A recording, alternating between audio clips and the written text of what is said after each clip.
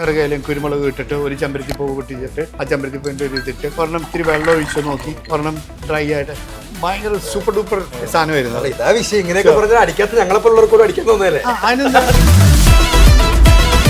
ഇപ്പൊ നമ്മുടെ ഒരു പുതിയ ഗവൺമെന്റ് വന്നിട്ടുണ്ട്, തൂഫാൻ വന്നിട്ടുണ്ട്. തൂഫാൻ മരണത്തിൻ്റെ ഒപ്പം തന്നെ ഇതെങ്ങനെ നമുക്ക് കൺട്രോൾ ചെയ്യാൻ പറ്റും? കല്ലൂർ സ്റ്റേഡിയം ഫുൾ സ്റ്റേഡിയം ഞാൻ ലീസിനെടുത്തേക്ക് 5-6 കൊല്ലം ആ സ്റ്റേഡിയത്തിൽ ഒരു മനുഷ്യനില്ല, ഞാൻ മാത്രം. ഞങ്ങൾ എൻജോയ് ചെയ്യണം, അത് നമ്മള് എടുത്ത് റീലായിട്ട് ഇട്ടു. അതല്ലേ we are not doing any ഗുണ്ടായിസം ഓർ എനി നെഗറ്റിവിറ്റി. അതും പബ്ലിക്കിന് വേണ്ടി കാണാനും ഇട്ട് കൊടുത്തിട്ടുണ്ട്. മറൈൻ ഡ്രൈവിൽ ഇന്ന് ഒരു സെന്റിന് 45 ലക്ഷം രൂപ മിനിമം ഉണ്ട്. ഞാൻ 1.5 ലക്ഷം രൂപയ്ക്ക് വേണ്ടി ഇല്ലീഗലായിട്ടുള്ള ഒരു പരിപാടിയും ചെയ്യില്ല. എന്നിട്ട് ഇങ്ങനെ ജീവിച്ചാലും ചീത്തപ്പേര് വന്നോട്ടെ, നമുക്ക് കുഴപ്പമില്ല. നമുക്കറിയാലോ സത്യം. ഗുണ്ട തലവൻ എന്നൊരു പേരും കൂടി പലരും ചാർജ് തരാൻ ശ്രമിക്കുന്നുണ്ട്. എൻ്റെ ഫ്രണ്ട്സിൽ ഇപ്പം പൈസ ഇല്ലെങ്കിലും എൻ്റെ ഒപ്പം നിന്നേക്കണ ആൾക്കാരുണ്ട്. കേരളത്തിൽ കൊക്കക്കോള ഇൻട്രൊഡ്യൂസ് ചെയ്യുന്നത് സുല്ലേട്ടനാണെന്ന് ഞാൻ കേട്ടത്. അപ്പോൾ ഇതുപോലെ തന്നെ നമ്മൾ ഒരു സ്കൂൾ കാലഘട്ടം പറഞ്ഞ വഴിക്ക് തന്നെ നമ്മൾ ഈ ഹിമോൽ ഭദ്രാനത്തിലൂടെയും ഈ മരടനീഷിലൂടെയും അബ്ദുൽ ഹക്കീമിലോട്ട് വന്ന് നിന്നു. അപ്പോൾ നമ്മൾ കോളേജ് കാലഘട്ടത്തിൽ ഇൻട്രസ്റ്റ് ആയിട്ടുള്ള റേസിംഗും അങ്ങനെയൊക്കെയുള്ള ടോപ്പിക്കിലേക്ക് സംഗതിയിലോട്ടാ വരുന്നത്. ശ്രദ്ധിച്ച് കേക്ക്. അതായത് നമ്മുടെ കോളേജ് കാലഘട്ടം എന്ന് പറഞ്ഞാൽ എന്താ? മരം ചുറ്റി പ്രണയം. അതൊരു ഇൻട്രസ്റ്റിംഗ് ടോപ്പിക്കാ അല്ലാന്ന് പറയുമോ? അല്ലാന്ന് പറയാൻ പറ്റുമോ? അവിടെ നമ്മളൊക്കെ എന്താ പറഞ്ഞ, ഞങ്ങളൊക്കെ കോളേജിൽ പഠിക്കുമ്പോൾ we got into racing. മനസ്സിലായല്ലോ? അന്നൊക്കെ നമ്മൾ ബൈക്കും ബഹളവും, ഞാൻ ബൈക്കറായിരുന്നു ഞാൻ. അപ്പം നമുക്ക് കൂടുതലും ഒരു പെണ്ണിന് ഒരു ബൈക്കും വായിച്ചാൽ നമ്മൾ ബൈക്കിൻ്റെ അടുത്തേക്ക് പോകും. ഹാർഡ് കോർ ബൈക്കേഴ്സ് ആയിരുന്നു ഞങ്ങളൊക്കെ. അതിവിടുത്തെ പലർക്കും അറിയാം, ഹാർഡ് കോർ ബൈക്കേഴ്സ്. അന്ന് നമ്മളൊക്കെ I was India number 2 in 1992. അല്ലെങ്കിൽ അതിന് മുമ്പ് ബൈക്കേഴ്സും ഇതെന്ന് പറഞ്ഞു കഴിഞ്ഞാൽ ഞങ്ങൾക്ക് ഇഷ്ടംപോലെ ഫാൻസ് ഉണ്ട്. അല്ല, ഇന്ത്യയിലെ നമ്പർ 1 ആയിരുന്നു. ഇന്ത്യയിലെ നമ്പർ 2 ആയിരുന്നു. സോ ഐ വാസ് എൻ്റെ പോയിന്റിൽ ഇന്ത്യ നമ്പർ 2 ആയിരുന്നു. അപ്പം ഫറാദ് ബത്തേന ആയിരുന്നു നമ്പർ 1, ഐ വാസ് നമ്പർ 2. ഒരു മരം ചുറ്റി പ്രേമത്തിന് അങ്ങനെ ഇത് വേണ്ട, നമുക്ക് ഇഷ്ടംപോലെ ഫാൻസ് ഉണ്ട്, ലോട്ട് ഓഫ് ഫാൻസ്. ഫാൻസ് ഇഷ്ടം പോലെ ഉണ്ടല്ലോ. പിന്നെ അതുപോലെ തന്നെ ഇപ്പം ബൈക്കിനെ പറയുകയാണെങ്കിൽ നമുക്ക് അന്ന് കോളേജിൽ ബൈക്കുള്ള വളരെ അപൂർവം വ്യക്തിയുള്ള ഒരാളാണ് ഞാൻ. അന്നത്തെ ഹെൻറി വണ്ടി ഏതായിരുന്നു? എൻ്റെ ജാവ. രണ്ട്. സോ വിജയ് സൂപ്പർ ഉണ്ടായിരുന്നു. അതെ. പക്ഷെ അന്നത്തേക്ക് മോഡിഫിക്കേഷൻ എന്നൊക്കെ വെച്ച് കഴിഞ്ഞാൽ ഭയങ്കര രസമാണ്. വിജയ് സൂപ്പറിൻ്റെ ഈ സൈഡ് കവർ ഉണ്ടല്ലോ, ആ സൈഡ് കവർ ഞങ്ങൾ മെഷായിരുന്നു ഇട്ടിരുന്നത്. മെഷൊക്കെ ഇട്ടുള്ള ഇത് ബ്ലാക്ക്, അങ്ങനെയൊക്കെയുള്ള ഭയങ്കര മോഡിഫിക്കേഷനും അന്ന് നമുക്ക് എന്തുവേണമെങ്കിൽ മോഡിഫൈ ചെയ്യാം. അതെ. അപ്പോൾ പ്ലസ് ജാവയുടെ മീറ്റർ മുകളിലാണ് തന്നെ, ആ മീറ്റർ എടുത്ത് കളയും, അതിൻ്റെ ഉള്ളിൽ എന്ത് വേണമെങ്കിലും കുത്തി വയ്ക്കാം. അങ്ങനെയൊക്കെയുള്ള ഇതും പ്ലസ് 3 രൂപ എന്ന് തോന്നുന്നു അന്ന് പെട്രോളിൻ്റെ വില. 3-4 രൂപ. അതെ, 3 രൂപ എന്ന് തോന്നുന്നു പെട്രോൾ. 4 രൂപ ആ സമയത്ത്. അപ്പോൾ അങ്ങനെ ഒരു കാലഘട്ടത്തിൽ നമ്മൾ ബൈക്ക് അങ്ങനെ പോയിക്കൊണ്ടിരുന്നതാണ്. അപ്പോൾ ആ സമയത്ത് മരം ചുറ്റി പ്രേമത്തിനേക്കാളും കൂടുതൽ ഇഷ്ടം എവിടെയെങ്കിലും റേസിങ്ങിന് പോവുക, എവിടെയെങ്കിലും റേസിംഗ് ഉണ്ടെങ്കിൽ പോവുക. വണ്ടിപ്രാന്ത് അതായിരുന്നു. പക്ഷെ വണ്ടിപ്രാന്ത് എന്ന് പറഞ്ഞാൽ വണ്ടി മോഡിഫൈ ചെയ്ത് ഭംഗി വയ്ക്കാനല്ല, വണ്ടിയുടെ ഉള്ളിലത്തെ എൻജിൻ, അതിൻ്റെ പവർ, നമ്മൾ അതിൻ്റെ മെഷീൻ റവ്സ് കേൾക്കുമ്പോൾ തന്നെ നമുക്കതൊരു ഫീലാണത്.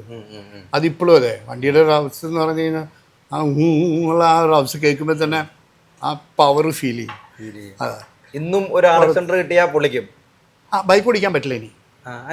എൻ്റെ ഹാങ് പോയി. എനിക്ക് എനിക്ക് ഒരു ബൈക്ക് ഓടിക്കണമെങ്കിൽ ഒരു ബൈക്കിനൊരു ഫീൽ ഉണ്ട്, ഒരു ഹാങ് ഉണ്ട്, ഒരു ഇരിക്കാനുള്ള അല്ല ഓടിക്കാൻ റൈഡ് ചെയ്യാനുള്ള ഹാങ് പോയി. തൊടാൻ പറ്റില്ല. ഇഷ്ടംപോലെ ആക്സിഡന്റ് അങ്ങനെ എന്തെങ്കിലും ഒരു അനുഭവം എന്ന് പറഞ്ഞാൽ നെല്ലിയാമ്പതിയിൽ നിന്ന് താഴത്തേക്ക് ഇറങ്ങണം. അതൊരു റാലി, പാലക്കാട് പേര് പോട്ടെ. 80ലാണ്. അപ്പോൾ 82 ആണെന്ന് തോന്നുന്നു. ആ റാലി ഞങ്ങൾ ഇവിടുന്ന് താഴത്തേക്ക് ഇറങ്ങി, നെല്ലിയാമ്പതിയിൽ നിന്ന് താഴത്തേക്ക് ഇറങ്ങണം. ബ്രേക്ക് പോയി, ഫ്രണ്ട് ബ്രേക്ക് പിടിച്ചു, നേരെ ബും താഴത്തേക്ക് പോയി. അവസാനം ലോറി എന്തോ ഭാഗ്യം, എന്നിട്ട് പിന്നെ ലോറിയിലാണ് കെട്ടിപ്പൊക്കിയത്. സോ അങ്ങനെയൊക്കെ ഇഷ്ടംപോലെ ആക്സിഡന്റ്. അല്ല അപ്പം വലിയ പരിക്കുണ്ടായിട്ടുണ്ടോ?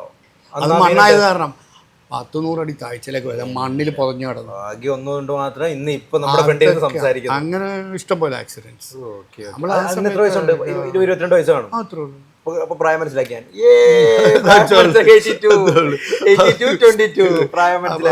അപ്പൊ അതിങ്ങനെ കിടക്കണം. അത് അതിന് എന്തോരം അനുഭവങ്ങൾ, എന്തോരം. ഇപ്പം നമ്മൾ ശാലാവരെ ഓടിച്ചിട്ടുണ്ട്. എനിക്ക് റേസിൽ എനിക്ക് ഇന്ത്യൻ പ്രസിഡന്റ് അവാർഡ് കിട്ടിയിട്ടുണ്ട്.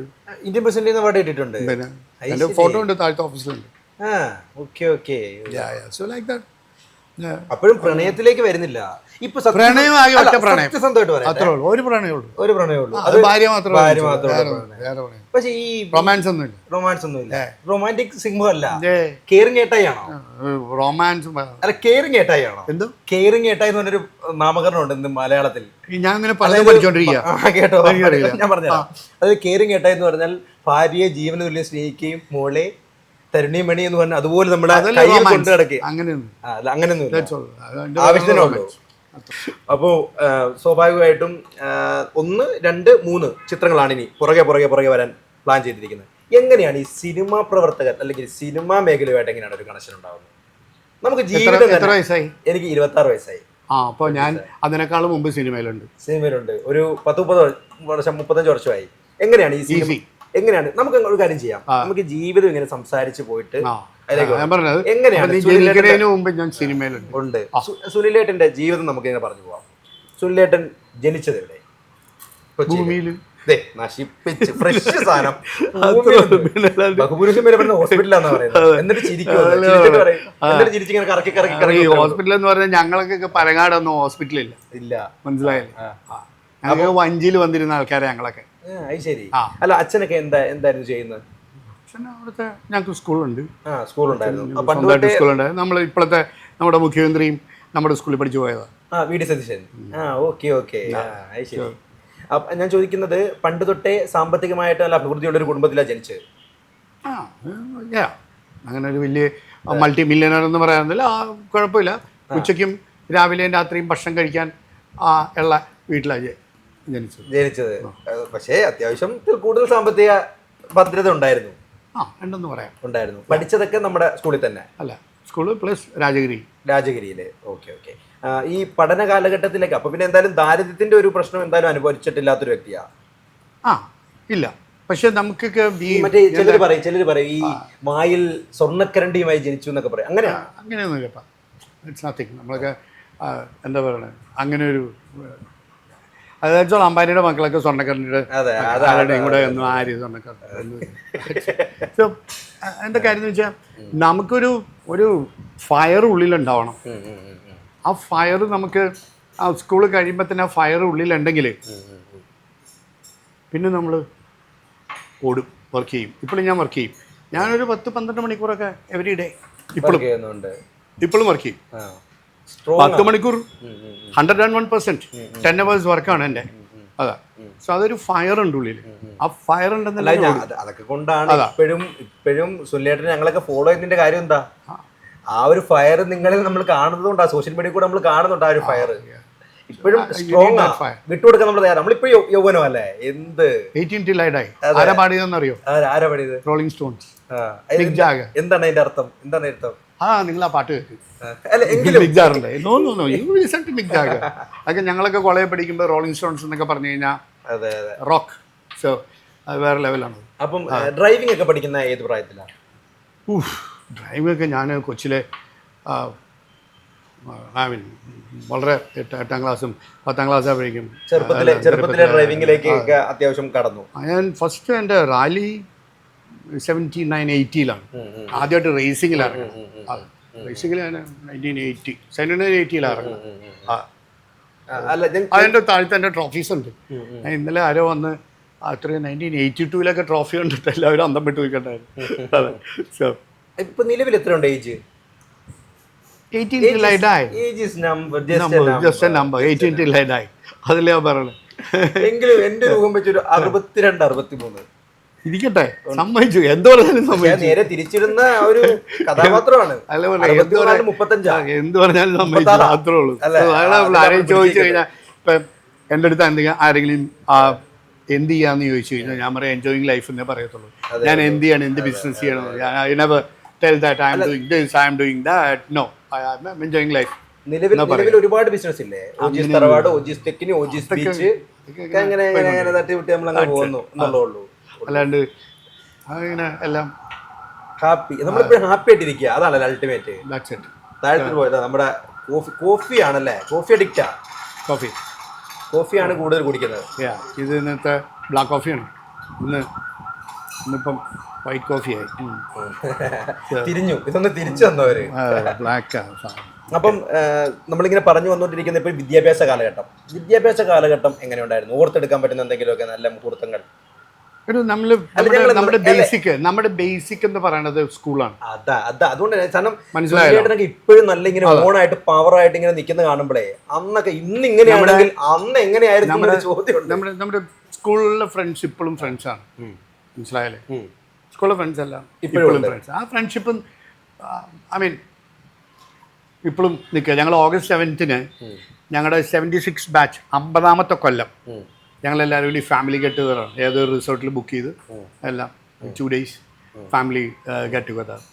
സോ ഈ 50 കൊല്ലം അല്ലെങ്കിൽ 50 അല്ല, അപ്പോൾ 76 പാസ് ഔട്ടാണ്. അപ്പോൾ അതിനേക്കാളും മുമ്പ് 10 കൊല്ലം മുമ്പ്. അപ്പോൾ 66 മുതലുള്ള ഫ്രണ്ട്സ് ഇപ്പോഴും കണ്ടിന്യൂ ചെയ്യാണ്. അത് ഇവിടുത്തെ എറണാകുളത്ത് എത്രയോ എല്ലാ ടോപ്പ് ബിസിനസ് എല്ലാവരും. നിങ്ങൾ ഒരാളുടെ പേര് പറഞ്ഞാൽ അത് നമ്മുടെ ഒപ്പം ഉണ്ടായിരുന്ന ആളായിരിക്കും. You guess one. ഇവിടുത്തെ ടോപ്പ് ബിസിനസ്സുകാരിൽ ഒരാളെ വെറുതെ ഒന്ന് ഗസ് ചെയ്തോ. എല്ലാവരും ഒരാളെ ഗസ് ചെയ്യേ. ടോപ്പ് ബിസിനസ്മാൻമാരിൽ ആരാണ് ഇവിടുത്തെ? കേരളത്തിൽ നിന്ന് തന്നെ ഒരു ഫസ്റ്റ് 10 ബിസിനസ്സുകാരിൽ എറണാകുളത്തുള്ള ആരെങ്കിലും ഒരാളുടെ പേര് പറയാം. എറണാകുളത്ത് കേരളത്തിലെ 10 ബിസിനസ്മാരിൽ എറണാകുളംകാരനല്ലെങ്കിലും തൃശ്ശൂർകാരനാണെങ്കിലും യൂസുഫ് അലി ഇപ്പൊ നിലവിൽ എറണാകുളംകാരെന്ന് പറയാൻ പറ്റില്ല, നാട്ടുകാരനാണ്. എറണാകുളത്ത് വേറെ ആരാണ്? രവി പിള്ളയും എറണാകുളംകാരനല്ല, തൃശ്ശൂർകാരനാണ്. എനിക്കൊന്ന് ടോപ്പ് 10 10 പേര് നിങ്ങളുടെ എടുക്ക്. അല്ലെങ്കിൽ നിങ്ങളിവിടുത്തെ നമ്മുടെ ഈസ്റ്റേൺ എടുക്ക്, അല്ലെങ്കിൽ ഏത് ഹോസ്പിറ്റൽ എടുക്ക്, മെഡിക്കൽ ടെസ്റ്റ് എടുക്ക്, നമ്മൾ റീനെ മെഡിസിറ്റി എടുക്ക്, എല്ലാം കൂടെ പഠിച്ചവരാ. അങ്ങനെ കിടക്കണ്.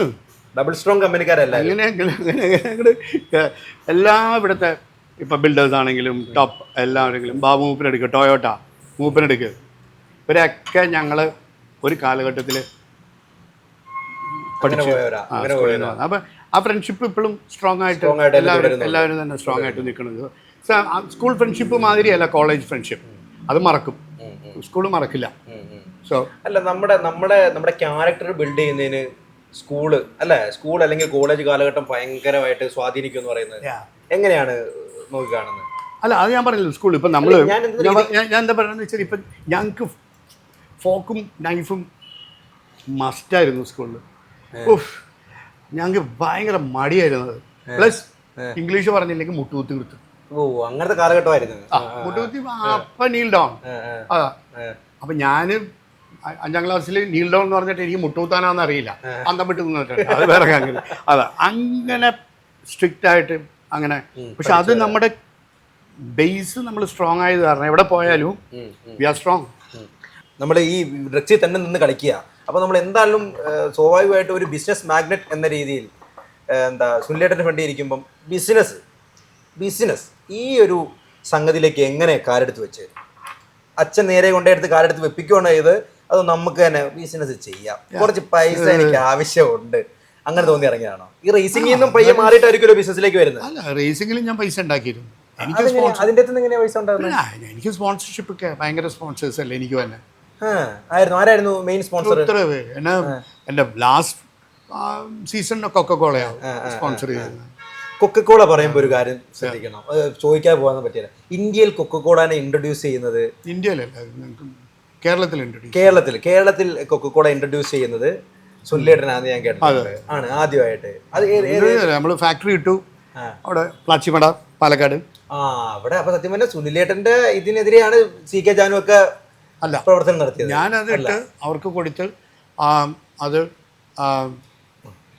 ഞാനതിൽ നിന്ന് മാറി. എൻ്റെ ഒരു പീരീഡ് ഉണ്ടായിരുന്നു. ആ പീരീഡ് കഴിഞ്ഞ് ഞാൻ മാറി.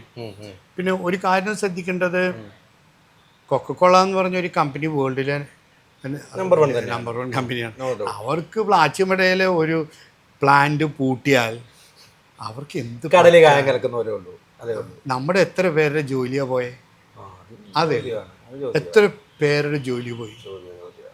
അതെ, അപ്പോൾ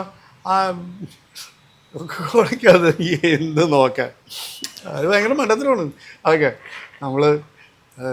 പക്ഷെ അവര് ജലം മലിനീകരണം ഒക്കെ നടത്തുന്നുണ്ടെന്നൊക്കെ ഒരിക്കലും കൃത്യമായിട്ട് എന്തായാലും ആ ഒരു സംരംഭം തുടങ്ങിയ ആളെന്ന രീതിയിൽ എന്തായാലും അതിന്റെ പിന്നാമ്പുറങ്ങൾ എന്തായാലും കൃത്യമായിട്ട് അല്ല. എന്ത് കാര്യം വെച്ചാൽ ഞാൻ ചെയ്തുകൊണ്ടിരുന്നപ്പോൾ ഒരു പ്രശ്നം ഉണ്ടായിരുന്നില്ല. ഓക്കെ, പിന്നെ നേരിട്ട് കമ്പനിക്ക് തന്നെ കൈമാറി. ഞാൻ ഡിസ്ട്രിബ്യൂഷൻ അടക്കം എനിക്ക് വേണ്ടാന്ന് വെച്ചു. അതെ,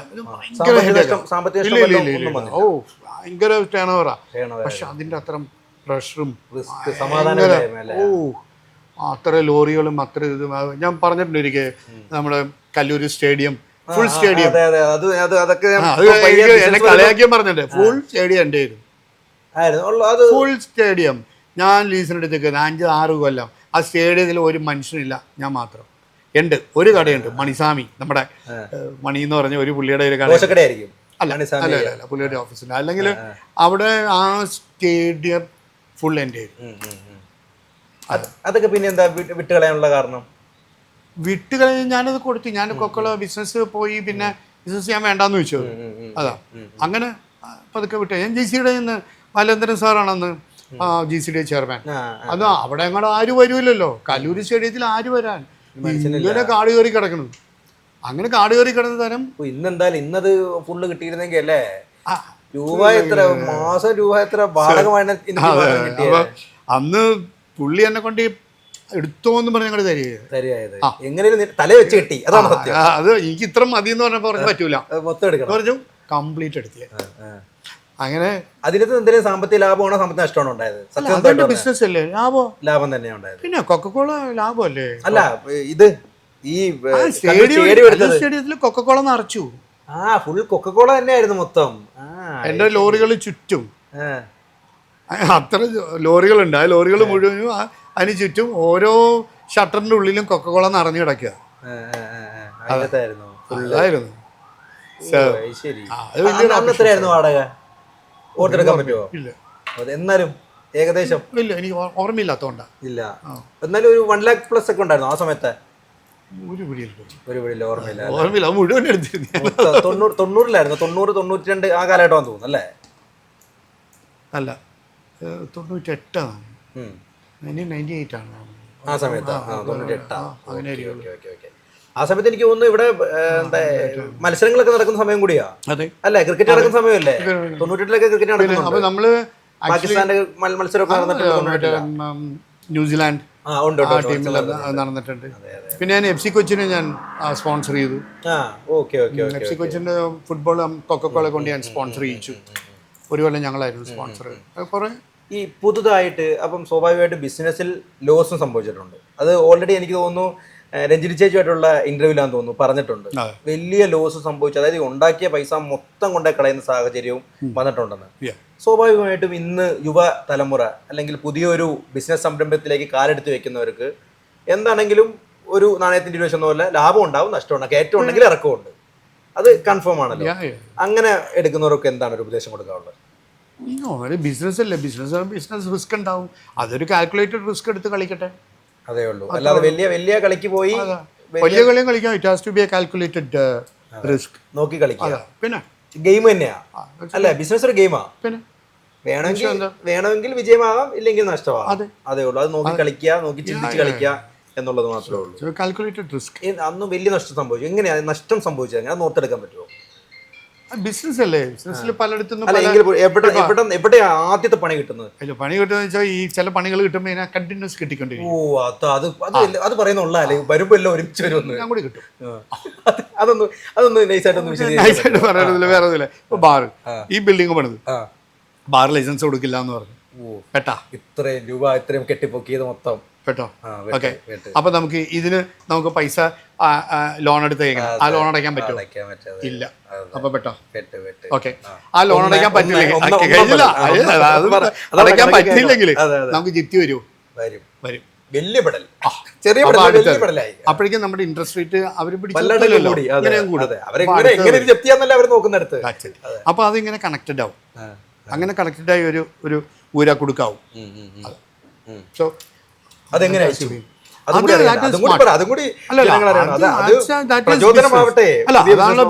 അതിപ്പോ നമ്മൾ ഒരെണ്ണത്തിൽ തന്നെ ഇത് ചെയ്യരുത്, മനസ്സിലായല്ലോ. പലയിടത്ത് നമ്മൾ ഇൻവെസ്റ്റ് ചെയ്ത് നമ്മുടെ റിയൽ എസ്റ്റേറ്റ് ബഹളം അത് എല്ലാത്തിലും. പിന്നെ ലാൻഡ് ബാങ്ക് നല്ല പൈസ ഉണ്ടാക്കിയിട്ടുണ്ട്. ലാൻഡ് ബാങ്ക് അത്ര ഉണ്ട്. അപ്പൊ ആ ലാൻഡ് ബാങ്ക് എപ്പോഴും നമുക്കൊരു ബാക്കപ്പാണ്. അതെ, അസറ്റാണ്. മറൈൻ ഡ്രൈവിൽ ഇന്ന് ഒരു സെന്റിന് 45 ലക്ഷം രൂപ മിനിമം ഉണ്ട്. ഞാൻ 1.5 ലക്ഷം രൂപയ്ക്കാണ് മേടിച്ചത്. എത്ര നാളുകൾക്ക് മുമ്പ്? 1996. ഇന്നുണ്ടെങ്കിൽ ആരല്ലേ? അപ്പൊ ആലോചിക്കണം. അതെ, എന്ത് വിലക്ക് വിറ്റു? വിൽക്കല്ലേ, അവിടെ ഒരു അപ്പാർട്ട്മെന്റ് പണിതു. അതിന് വിറ്റ്. അത് വിറ്റു. പക്ഷെ അപ്പാർട്ട്മെന്റ് വിറ്റത് 30 ലക്ഷത്തിനും 35 ലക്ഷത്തിനോ മറൈൻ ഡ്രൈവില് കേട്ടോ. ഇന്ന് അതിന്റെ വില 4 കോടിയാണ്. അതാണ് അതിന്റെ ഇത്. അപ്പൊ നമ്മള് കളിക്കുമ്പോൾ ഒരിടത്ത് പൊട്ടിയിട്ടുണ്ടെങ്കിൽ അതിന്റെ ലാൻഡ് ബാങ്ക് ഉണ്ട്. ലാൻഡ് വിറ്റ് കഴിഞ്ഞാൽ നമുക്ക് ഇങ്ങനെ പറ്റും. So it has to be കറക്കുകളിയായത് സത്യം. കറക്കുകളി എന്ന് വെച്ചാൽ നമ്മൾ എപ്പോഴും സുരക്ഷിതമായിട്ട് വീഴുക, 4 കാലിൽ വീഴുക. അല്ലേ പൂച്ചനെ പോലെയാ 4 കാലിലെ വീഴുള്ളൂ. സോ അതൊരു സംഭവമാട്ടോ ഈ ബിസിനസ് എന്ന് പറയുന്നത്. It's interesting. നമ്മൾ ചെയ്യാത്തതായിട്ടുള്ള ലോഡ് ഓഫ് വർക്ക്. ഞാൻ പെയിന്റിങ് കോൺട്രാക്ട് എടുത്താൽ ഞാനും പെയിന്റിങ് അടിക്കുമായിരുന്നു. നമ്മളെവിടെയും കൈവയ്ക്കും അല്ലേ? നമുക്ക് പൈസ കിട്ടണമെങ്കിൽ വൈ നോട്ട്. ഇല്ലീഗലായിട്ടുള്ള ഒരു പരിപാടിയും ചെയ്യില്ല. എന്നിട്ട് ഇങ്ങനെ ജീവിച്ചിട്ടും ചീത്തപ്പേര് വന്നോട്ടെ, നമുക്ക് കുഴപ്പമില്ല. അത്രേ ഉള്ളൂ. നമ്മള് ഇല്ലീഗലായിട്ടുള്ള ഒരു പരിപാടിക്ക് തന്നെ കിട്ടില്ല. അത് നമ്മള് കട്ടാൻ റൈറ്റാ, ഒരു സംശയം വേണ്ട. അതുകൊണ്ട് തന്നെ ഈ പറയുന്നവർക്ക് മറുപടി കൊടുക്കാത്തതും പുല്ല് എന്ന് ചിന്തിക്കുന്നത് അതുകൊണ്ടാണ്. പിന്നെ അല്ലാണ്ട് അതേ ഉള്ളൂ. നമ്മൾ മുന്നോട്ട് പോകുന്നില്ല. ഇല്ലീഗലായിട്ട് ഒരു പരിപാടി ഞാൻ ചെയ്യില്ല, ഇന്നുവരെ ചെയ്തിട്ടില്ല. അതിനില്ല, ആ പരിപാടിക്കില്ല. അതേ ഉള്ളൂ. അത്യാവശ്യം നല്ല ലീഗലായിട്ടുള്ള പരിപാടി തന്നെ അത്യാവശ്യം സാമ്പത്തികം ഉണ്ടാകുന്നുണ്ട്. പിന്നെ ഇതിനെ ഇല്ലീഗൽ അല്ലേ? പിന്നെ പലരും പറയുന്നത് കേട്ടിട്ടുണ്ട്, നമുക്ക് ചുരുങ്ങിയ കാലമല്ലേ ഉള്ളൂ, ഈ ഒത്തിരി ക്യാഷ് ഉണ്ടാക്കിയിട്ടൊന്നും കാര്യമില്ല, ഇത് മറ്റുള്ളവർക്ക് കൊടുത്തു പോകാന്നുള്ളൂ, ആവശ്യത്തിനുള്ള കാശൊക്കെ മതി. ആ ഒരു കോൺസെപ്റ്റിന്റെ ആളാണോ? അത് ആവശ്യമുള്ള കാശ് മതി, ആ കാശ് ചെലവാക്കാനായിട്ടൊരു മൈൻഡ് വേണം. അത് ശരിയാ. ഞാനൊരു ആലോചിക്കണത്, ഇപ്പം നിങ്ങളിപ്പോൾ എൻ്റെ ഏജിലുള്ള ആൾക്കാർ, എത്രയോ പൈസയുള്ള ആൾക്കാർ എല്ലാവരും ഇപ്പം ചുമ്മാ ഇങ്ങനെ ആ പൈസ ചെലവാക്കാണ്ട് എപ്പോൾ കാറ്റ് പോയെന്ന് ചോദിച്ചാൽ മതി. അമ്മമാരൊക്കെ ഇപ്പോൾ ഞാൻ ആലോചിക്കാം എല്ലാം പുറത്ത് കറങ്ങി അടിച്ച് നടക്കേണ്ടതാണ്. ചെറിയ ലൈഫല്ലേ എത്ര പേര് എന്നെക്കാളൊക്കെ എന്തോരം റിച്ചായ ആൾക്കാർ എല്ലാവരും ആ വൈകുന്നേരം ആകുമ്പോൾ വീട്ടിൽ കയറി അത് ചെയ്യും. എന്നാൽ ട്രാവൽ ചെയ്യണം, ഒരു എന്താ കൊണ്ടുപോയിട്ട്. അതാണ് നമ്മുടെ ഇവിടുത്തെ സിസ്റ്റം. അതാണ് അടുത്ത തലമുറയ്ക്ക് ഉണ്ടാക്കി കൊടുക്കണം, അല്ലെങ്കിൽ അങ്ങനെ ആയിരിക്കണം, ആ ഇതായിരിക്കണം എന്നുള്ളത്. നമ്മളല്ലേ ജീവിക്കണ്ടേ അല്ലേ? നമ്മൾ ഉണ്ടാക്കിയ പൈസ നമ്മൾ ഉപയോഗിച്ച് നമ്മളല്ലേ ജീവിക്കേണ്ടത്. മറ്റുള്ളവർക്ക് ഉണ്ടാക്കി കൊടുത്തിട്ട് നമുക്ക് എന്തെങ്കിലും കാര്യമുണ്ടോ? നമ്മൾ 100% യു ഹാവ് ടു എൻജോയ്. അതുപോലെ തന്നെ ഞാനൊരു നല്ലൊരു കോട്സ് ഈ രഞ്ജിനി ചേച്ചിയുമായിട്ട് എന്നുള്ള ഇൻ്റർവ്യൂ കണ്ടിട്ടുണ്ട്. കാശുള്ളപ്പോഴേ എൻ്റെ അടുത്ത് ആൾക്കാരുണ്ടാവുള്ളൂ എന്നുള്ള എനിക്ക് നല്ല ബോധ്യമുണ്ട് എന്ന് പറയുന്ന രീതിയിലൊരു സാധനം ഞാൻ കണ്ടിരുന്നു. ഫ്രണ്ട്ഷിപ്പ് അല്ലെങ്കിൽ കുടുംബം അല്ലെങ്കിൽ അതെങ്ങനെയാന്ന് ഉള്ളോ സ്നേഹം കാണുള്ളൂ? അല്ല, പണം ഇല്ലാണ്ടും സ്നേഹം ഒരിക്കലും തിരിച്ചു കിട്ടാൻ പറ്റാത്ത, പണം കൊടുത്താൽ ചിലപ്പോൾ നേടാൻ പറ്റാത്ത സ്നേഹങ്ങളുണ്ട്. Relationship is different. എന്നാൽ അങ്ങനെ പറയേണ്ട ഒരു ചേതോവികാരം എവിടെ നിന്നാ വന്നേ? അല്ല, എനിക്കറിയാം. എൻ്റെ ഫ്രണ്ട്സിൽ ഇപ്പം പൈസ ഇല്ലെങ്കിലും എൻ്റെ ഒപ്പം നിന്നേക്കണ ആൾക്കാരുണ്ട്. അതെ, സോ ദാറ്റ്സ് വൈ ഞാൻ അങ്ങനത്തെ ഒരു സ്റ്റേറ്റ്മെന്റ് പറഞ്ഞത്. എനിക്ക് നല്ലോണം അറിയാം. അതെ, പൈസ ഇല്ലെങ്കിലും എൻ്റെ ഒപ്പം നിന്നേക്കണ ആരൊക്കെ ഉണ്ടെന്നുള്ളത്. പൈസ ഇല്ലാത്തവർ എൻ്റെ ഒപ്പം നിന്നേക്കണം, പൈസ ഉള്ളവരും. പക്ഷെ അതിനകത്ത് പറഞ്ഞിരിക്കുന്നത് പൈസ ഉള്ളപ്പോഴാണ് എന്റെ കൂടെ ആൾക്കാർ ഇഷ്ടം പോലെ ആൾക്കാർ ചുറ്റോട് ചുറ്റും എല്ലാവരും കറങ്ങി അടിച്ച്. കാരണം എന്താ അതിന്റെ എന്തെങ്കിലും കിട്ടുമോ, അല്ലെങ്കിൽ എന്തെങ്കിലും ഊറ്റാൻ പറ്റുമോ, എന്തെങ്കിലും കിട്ടുമോ? അത് മനുഷ്യന്റെ ഒരു രീതിയാണ്. അങ്ങനെയുള്ള പിന്നെ അതിനകത്ത് ഇപ്പം നമ്മൾ നോക്കിയിട്ടൊന്നും കാര്യമില്ല. അതങ്ങനെ ഇതിലെ കൂടെ കാണുക, ഇതിലെ കൂടെ കേക്കിട്ട് അടയാന്നുള്ളേ ഉള്ളൂ. അതങ്ങനെയാണ് മനുഷ്യൻ എന്ന് ചിന്തിക്കുക, അത്രേ ഉള്ളൂ. ഈ അതായത് ഈ തകർന്ന സമയത്ത് ഇതുപോലെ ആരെ കൂട്ടുകാർ ഉപകാരപ്പെട്ടിട്ടുണ്ടോ? ഉണ്ട് ഉണ്ട്. അവർ തന്നെയാണ് നമ്മളെ സ്റ്റേബിൾ ആക്കാൻ സഹായിച്ചത്. നമ്മളെ പലരും നമ്മളെ ഹെൽപ്പ് ചെയ്തിട്ടുണ്ട്. അങ്ങനെ ആരെങ്കിലും ഓർത്തെടുക്കാൻ പറ്റുന്ന എന്തെങ്കിലും ഒരു അനുഭവം? പലരും ഉണ്ട്. അത് റിവീൽ ചെയ്ത പേര് പറയണ്ട, അല്ലാതെ എന്തെങ്കിലും ഓർത്തെടുക്കാൻ പറ്റുന്ന വലിയ ധനസഹായം ചെയ്ത് സഹായിച്ചാലും വലിയ ധനസഹായം അതൊന്നുമില്ല. ഞാൻ അങ്ങനെ വലിയ ധനസഹായം അങ്ങനെയില്ല. കൈ നീട്ടാൻ ഇഷ്ടമില്ല, അത്രേ ഉള്ളൂ. വളരെ വളരെ ഒരു 3-4 പേരെടുത്ത് നമ്മൾ ഹെൽപ്പ് അപ്പം തന്നെ അവർ ചെയ്തിട്ടുള്ളൂ. അതേ ഉള്ളൂ. അത് അല്ലാണ്ട് അതല്ലാതെ ഒന്നുമില്ല. അതുപോലെ ഞാൻ കേട്ടിട്ടുണ്ട് കൊച്ചിൻ സ്റ്റോക്ക് എക്സ്ചേഞ്ച് ഒരു സമയത്ത് സുനിലേട്ടൻ്റെ കയ്യിലായിരുന്നു എന്ന് ഞാൻ കേട്ടിട്ടുണ്ട്. ഫുൾ ഇത് നിയന്ത്രിച്ചുകൊണ്ടിരുന്ന സുനിലേട്ടനായിരുന്നു അന്ന്. അത് ഇന്നത്തെ സ്റ്റോക്ക് എക്സ്ചേഞ്ച് എന്ന് നമുക്കറിയാം, ഫോണുണ്ട്, നമുക്ക് ഈ ക്രിപ്റ്റോ അത് അന്ന് എങ്ങനെയാണ് ഒന്ന് അറിഞ്ഞാൽ കൊള്ളാമെന്നൊരു ആഗ്രഹമുണ്ട്. അന്നത്തെ എന്താ? അന്ന് നമ്മൾ ഫ്ലോറാണ്. അപ്പോൾ ഞങ്ങൾക്കൊക്കെ ക്യൂബിക്കലുണ്ട്. അപ്പം നമുക്ക് ഫ്ലോറിലാണ് ട്രേഡിങ് നടക്കുന്നത്, അല്ലാണ്ട് കമ്പ്യൂട്ടറിന്റെ മുമ്പിലല്ല. ഇന്ന് കമ്പ്യൂട്ടറിന് വേണ്ടില്ല. അപ്പോൾ ഫ്ലോറിൽ ഞങ്ങൾ എല്ലാവരും ഫ്ലോറിൽ നമ്മൾ പ്രസന്റ് ആയിട്ട് നമ്മൾ ഇരിക്കണോ? അങ്ങനെയാണോ? പ്രസന്റ് ആയിട്ട് നിൽക്കും, ഇരിക്കുക.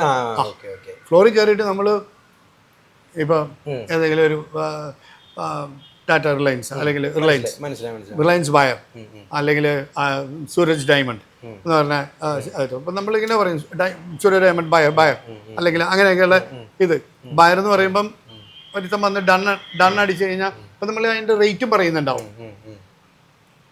80 ബയർ അല്ലെങ്കിൽ പെട്ടെന്ന് ഞാൻ മാറ്റി പറയും 80 സെല്ലർ മനസ്സിലായില്ലേ?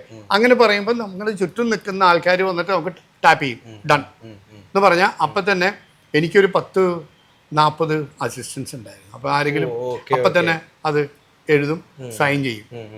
ആ സൈൻ ഒരു പേപ്പറിലാണ് ഇത് ചെയ്യുന്നത്. അപ്പോൾ ഇന്നൊക്കെ നമുക്ക് സെക്യൂരിറ്റി ആണ്, അന്ന് സെക്യൂരിറ്റി വേണ്ട. അപ്പോൾ ചിലപ്പോൾ നമ്മൾ പറയുമ്പോൾ 5000 5,000 എന്ന് പറഞ്ഞാൽ 5,000 അപ്പം തന്നെ എഴുതുകയാണ് സ്ലിപ്പിൽ. മനസ്സിലായില്ലേ? സെറ്റിൽമെന്റ് പീരീഡ് എഴുതി അങ്ങോട്ടും ഇങ്ങോട്ടും എഴുതി. പീരീഡ് എത്രയായിരിക്കും വരുന്നത്? 2 വീക്സ്. പൈസ അടച്ചോണം, ഇല്ലെങ്കിൽ പൈസ അടയ്ക്കില്ല. അതിന് മുമ്പ് അത് അതെ.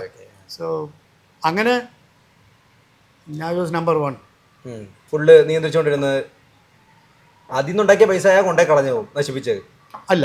അതിൽ നിന്ന് കൊണ്ടുപോയ പൈസ കൊണ്ടിട്ട് ഞാൻ നമ്മൾ ലാൻഡ് ബാങ്ക് ഉണ്ടാക്കി. അതാണ് ചെയ്യേണ്ടത്.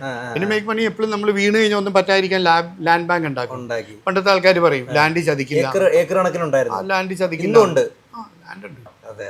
ഏറ്റവും വലിയ അസറ്റ് അല്ലേ നമ്മളെ ഒരിടത്തും വീഴ്ത്താത്ത സാധനം. നിങ്ങൾ ബിലീവ് ചെയ്യില്ല, കാക്കനാട് 1000 രൂപയ്ക്ക് മേടിക്കണമാണ് ലാൻഡ്. ഇന്ന് എത്ര വില? 1000 രൂപയ്ക്കായിരുന്നല്ലേ കാക്കനാട് ഈ എടുത്തല്ലേ? അല്ലെങ്കിൽ കളമശ്ശേരിയും കാക്കനാടൊക്കെ ഈ എടുത്തല്ലേ? ഒരു 10-15 വർഷത്തിനുള്ളില്ല ഈ കാടൊന്നും മാറി ഇൻഫോ പാർക്കൊക്കെ വന്നതിന് ശേഷമല്ലേ? ഞാനത് പറയണേ. അപ്പോൾ ആരും ചിന്തിക്കാത്ത രീതിയിൽ വളർന്നു കൊച്ചി അല്ലേ? അല്ല, അന്നത്തെ കൊച്ചിയും ഇന്നത്തെ കൊച്ചിയും തമ്മിൽ മെട്രോ വലിയൊരു മാറ്റമാണ്. അതല്ല ഞാൻ ചോദിക്കുന്നത്. മനുഷ്യന്മാരുടെ ഇടയിൽ മനുഷ്യന്മാരുടെ മനസ്സുകൾക്ക് എന്തെങ്കിലും ഒരു മാറ്റം വന്നിട്ട് പിന്നെ ഭയങ്കര മാറ്റമുണ്ട്.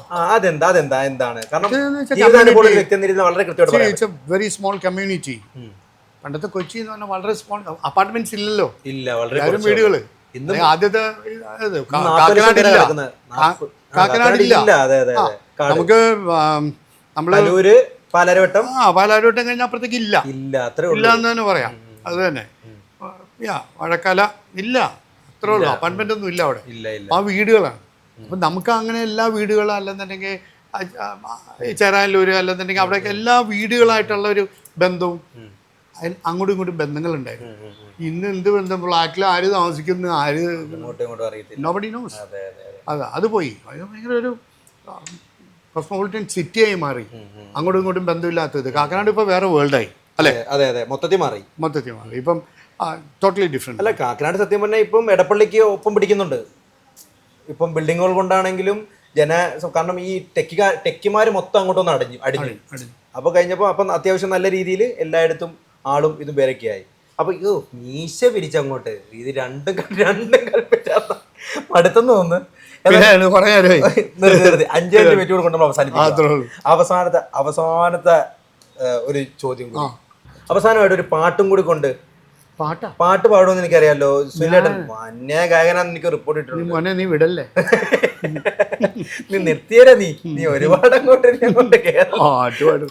അല്ല പാടുകയല്ലേ, ശരിക്കും പാടത്തില്ല. No, no, no. നടന്ന് അടിച്ചതിന് ചിലപ്പോൾ പാടും, അതൊന്നുമില്ല, അടിച്ചാലും പാടില്ല. പാടേല.